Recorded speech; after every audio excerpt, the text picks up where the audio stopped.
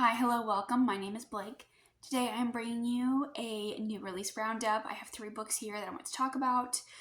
These are 3 very different subgenres. So I have a cozy fantasy, a dark fantasy, and an anti-romantasy.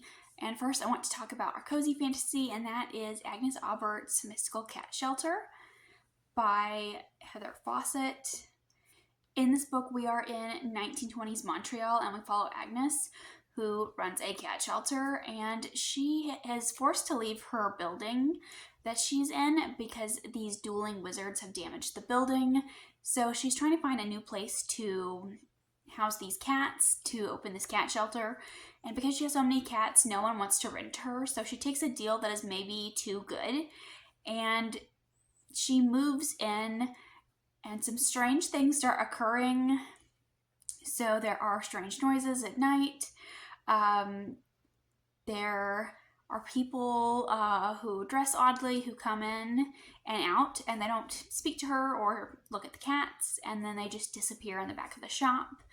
There are some odd smells, and then she starts to think that maybe her building is a front for a magic shop, and she kind of gets in the way of these 2 feuding wizards.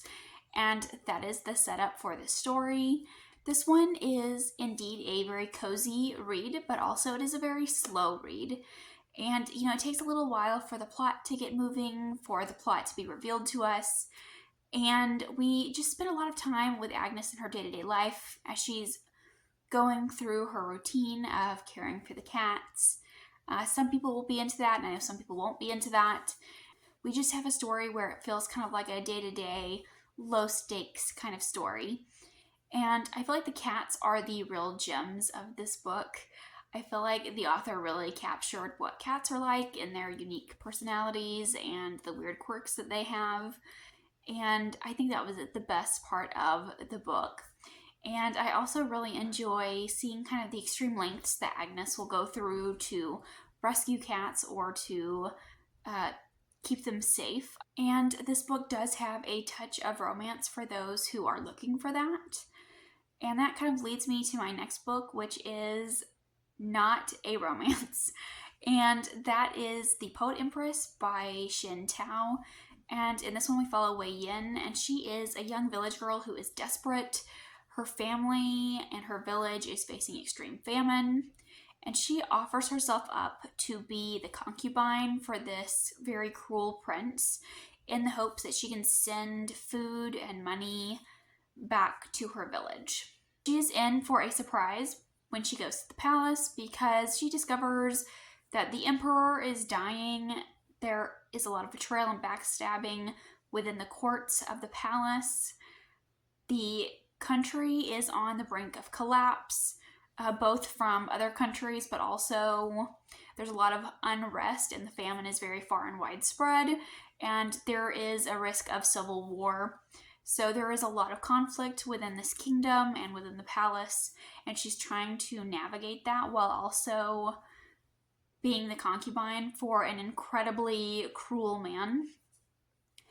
And again, I would like to reiterate, I have seen this marketed as a romance. I've seen people talk about this as though it's a romantasy, but it's not. So I just want to mention that and highlight that. There are trigger warnings. This is incredibly dark. There is a lot of violence, torture, sexual assault, self-harm. So do check your trigger warnings. But in this book, we have an Asian-inspired setting, and this is a standalone. It's also a debut, so I want to mention that. I feel like it is a very solid debut, and I feel like the best thing about this book, the most interesting thing about this book, would be the characters. These characters are very layered. Everyone in this world has their own motivations, and they kind of have their own agenda, and Wei Yin is discovering this. And while this book looks like a romantasy, the author goes as far as to call it an anti-romantasy, and I do agree with that. There are themes and tropes in this book that I think make it look like a romantasy, and just whenever I told you the description, you probably would have assumed romantasy, but I feel like it takes a lot of those tropes and it puts a spin on them, and I feel like this book goes in a direction that may surprise some people. And I think one of the most interesting themes about this book is the oppression of women, because women in this world are not allowed to read, and by extension, they are not allowed to have magic. Because the magic in this world is very much based in literature. And this magic system is called literomancy, and these people who practice this magic, it is magic through the written word, usually through the form of poems. The thing about this magic system is that they can't just say the words, they have to feel them. There has to be meaning to the writing. And I thought that was really interesting. I like that it does have its set rules, but I do still feel like the magic was not very clearly explained. We don't know all of those rules, and we don't get to see a ton of the world, which is something that I wanted to see more of, but still an incredible debut. And lastly here, I want to talk about the dark fantasy, and that is The Red Winter by Cameron Sullivan. This is another incredible debut. In this one, we follow Sebastian, who is a monster hunter / professor of the arcane. And he is an immortal magician who has a demon living inside his head. And this book is mostly taking place in the 1700s, right before the time of the French Revolution. And there are two timelines. And in one timeline, we go back 20 years and we see Sebastian as he goes to this remote village that is being tormented by a monstrous beast. And 20 years later, he is approached by a young nobleman. And this young nobleman is the son of Sebastian's lover, Anton, from 20 years earlier. And because of this, Sebastian feels obligated to go. So he kind of reluctantly agrees to go and slay this beast once again. I really could not believe that this book was a debut. It was very dark. It is more horror leaning, and it does have some gory elements to it. We, of course, have the beast, which you would probably have guessed what it is by now, but I won't spoil it for you.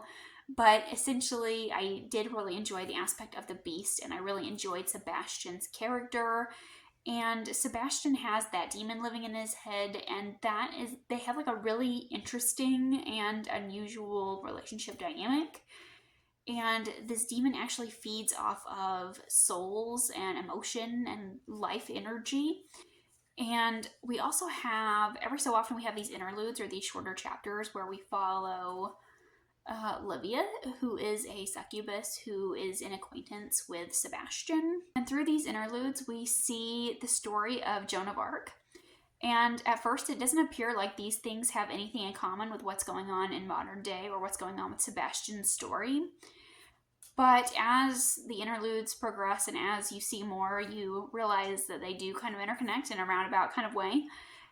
And I know that the interlude chapters will be hit or miss for people, I think. And also, wait for it, this book has footnotes. And I know that people have feelings about footnotes, but these footnotes did add to the humor of the story. If Sebastian is kind of telling us this tale, and through the footnotes, he's kind of adding additional notes. And sometimes he tells us, additional information about the world or additional questions that you might have. And he also incorporates humor through the footnotes, which I really enjoyed. I am personally a fan of footnotes, but if you don't like footnotes, I definitely think that you can skip them. I would also let people know that this book ends on a cliffhanger, so please be aware of that going into it, because I know that's something else that people have feelings about. But I do think that this book was a very quick read for being so long. It has very short, punchy chapters, but those are 3 new fantasy releases that I have read recently. Please let me know if you've read any of these or if I have encouraged you to pick any of them up. Thank you so much for watching, and I'll see you again with another video soon. Bye.